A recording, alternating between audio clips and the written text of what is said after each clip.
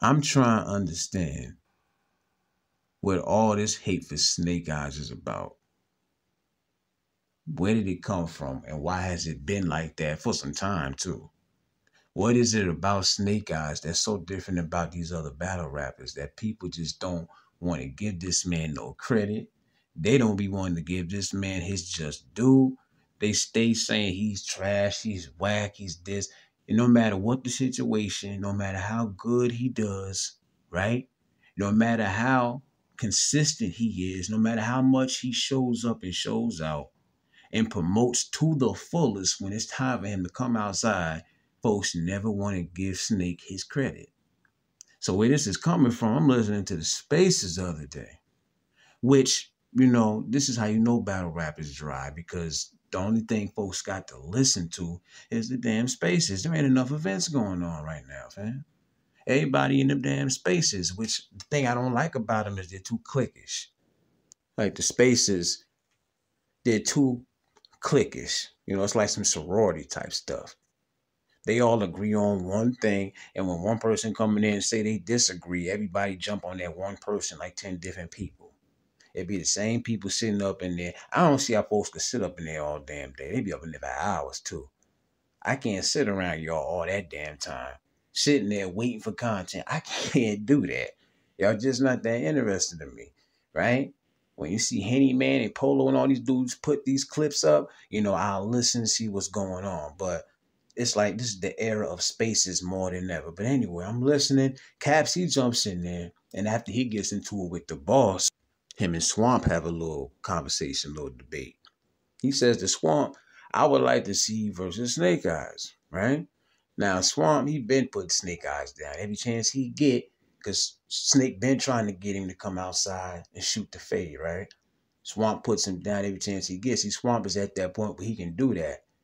As hard as Swamp had to work, as much, fight that man had to, as much of the wars he had to go through, much respect as he had to earn, he's at that point now, he's getting them big plates. And even though he's not going to say it, let's call it for what it really is. He can say Snake is trash, this, that, and the third. What it really is low reward, high risk. It's one of them situations. Matter of fact, Swamp kind of low key said it, but he didn't say it like that. What he said is, what I get out of battling Snake Eyes, but he said it in a way where it's like he's downplaying the man, like he's not worthy, right? When at one point, Swamp's situation was similar.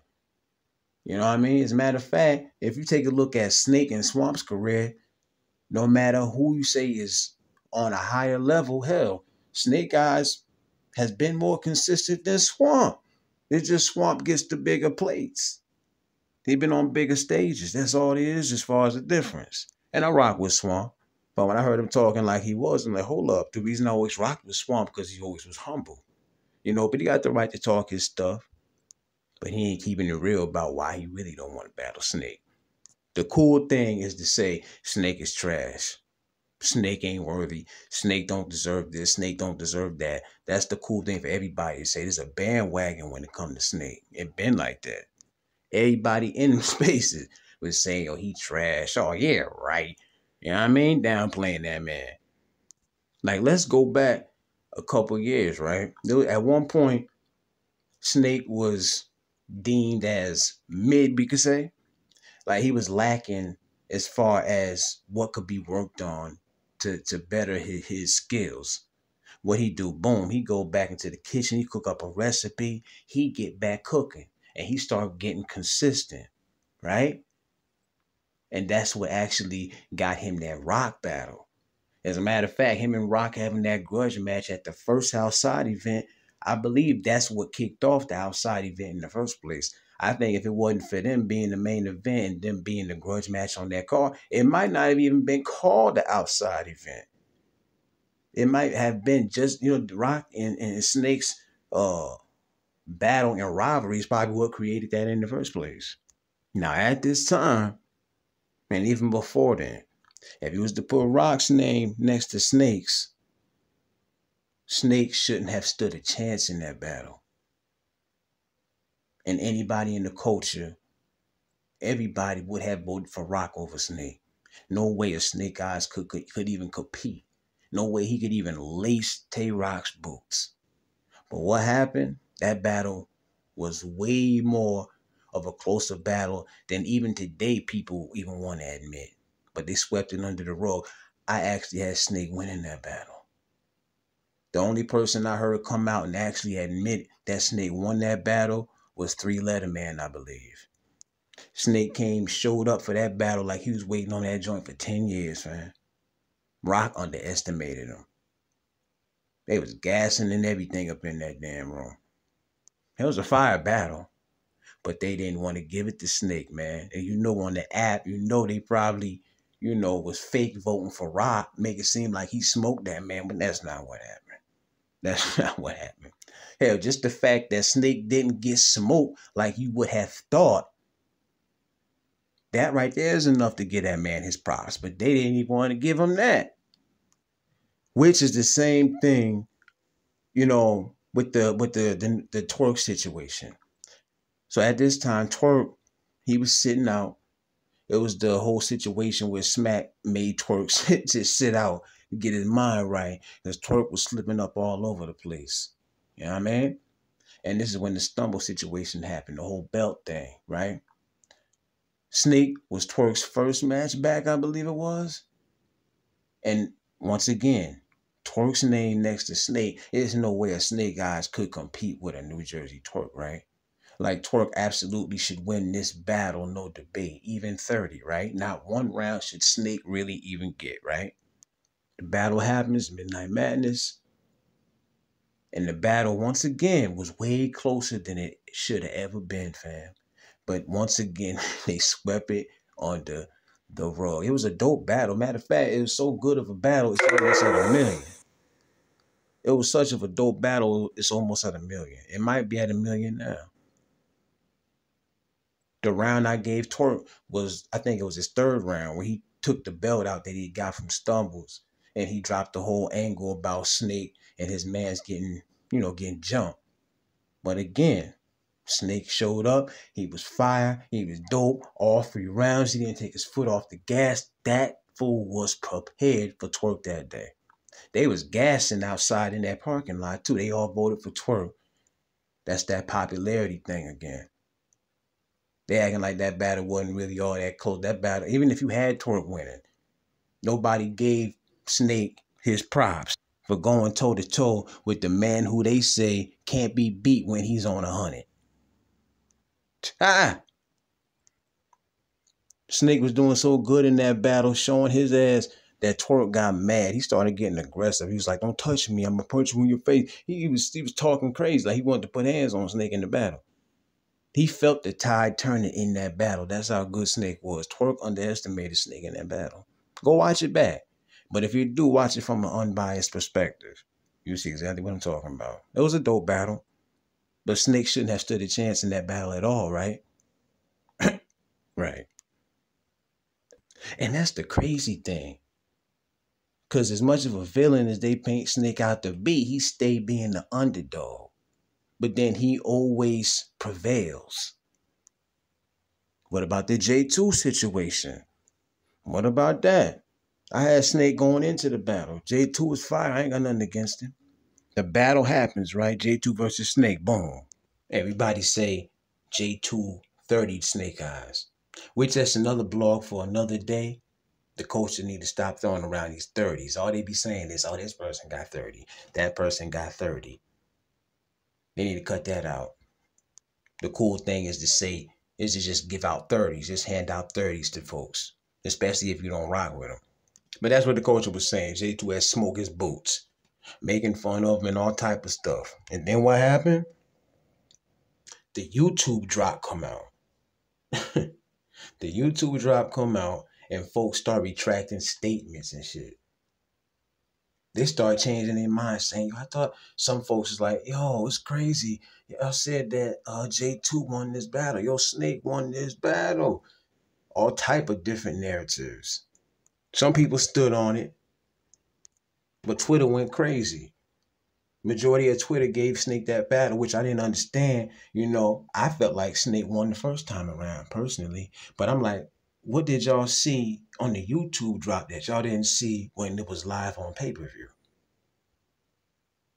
That might have been the one and only time that folks gave Snake his credit, his just due. But that didn't last long. It didn't last too long. Because that's just the effect of being Snake Eyez. And the thing is, like, the way the game is today, somebody like a Snake Eyez should be way more appreciated, bro. Look how dry the game is. Snake knows how to promote.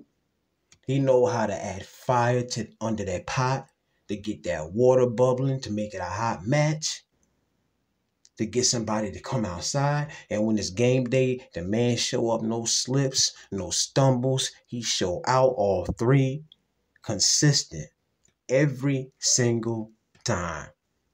But they just never give that man his props, even if you got him losing certain battles. No matter what tier you got the man in, it's just about giving the man his credit that he never gets. I don't think anybody has legitimate reason to say why they actually hate that man so much. He talked just as much as Surf, and y'all love Surf. Hell, if you take a look at these two careers, even though Surf got the bigger career, hell, you probably could say Snake been more consistent in his career than Surf was. I know they ain't gonna like that one. But the main thing, all it really tells me is that it's just a popularity thing. Snakey do call himself the box office villain, right? You got somebody like a Miss Hustle, she calls herself the villain. But nobody plays about her pen, even though, they got the little allegations and stuff. But when you're talking about someone who's not looking for validation, someone who doesn't need a group or a clique of people to stand and hover around them for them to feel like they're doing their thing, it's like, you can keep that. I don't need it. I'm going to be great regardless. I'm going to do my thing regardless.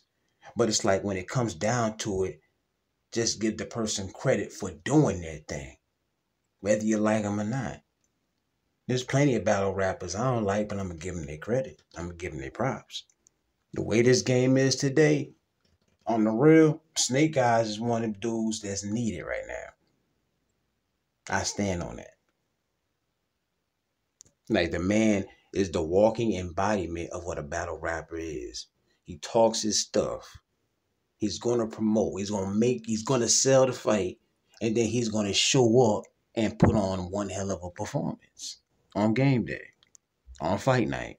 The basic description of your average battle rapper, fam. How is he not respected? That's weird to me. That's so weird to me. Win, lose, or draw, no matter how big the challenge is, homie always down to come outside. Always, for anybody.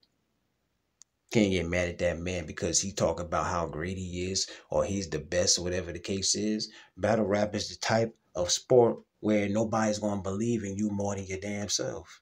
Especially if people don't want to give you your props. Especially if people don't see you as being popular. Which the cool thing is not always to be the popular person. Where does that really get you at the end of the day?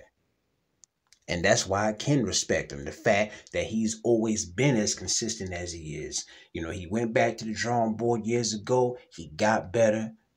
He started earning plates gradually, battling some of the top names that y'all would never want to give him, as far as him actually even making it a debatable. Never wanted to give that man that type of prop. Oh, a Snake shouldn't be able to be the twerk. Oh, a Snake shouldn't be able to be the rock. He definitely didn't get smoked by them boys. That right there is enough. How many people y'all know would have even hung in with them? Man. But folks need to cut that out, man. Because if folks can downplay Snake, if folks can look at Snake in that light, then if that's the case, they would need to be saying the same thing about, the Surfs and the Twerks too. Dudes who at one point in time wasn't even consistent. Dudes running out on payments, cheating the culture, all that. Hell, as much as a villain y'all think Snake Eyez is, he's more for the culture than some of your favorites. That's crazy. That's crazy. Free the wave, though. You know what I mean? For realest one, man. Slide accordingly. Hey, yo. What up? Going on? What's good? Realest one. Slide accordingly. Mr. Slide accordingly. Like, share, subscribe, support the platform, support a real one.